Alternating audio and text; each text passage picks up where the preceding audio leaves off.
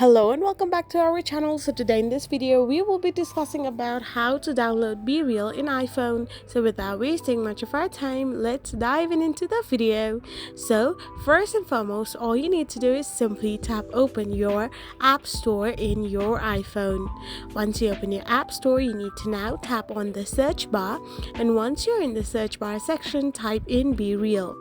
After you do so, you will end up having the Bereal app. So simply tap on the cloud-like emoji, and once you tap on the cloud-like emoticon, the app will start to get downloaded in your device. So once the app starts to get downloaded, it will take a few minutes to get completely downloaded in your iPhone device as well.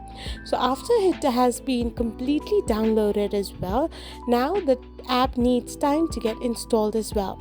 So after the installation is completed, you can simply open your Bereal app from your app store or from your home screen. I hope you found this video helpful, so don't forget to hit that subscribe button and do give us a thumbs up. We will be back again with these informative videos.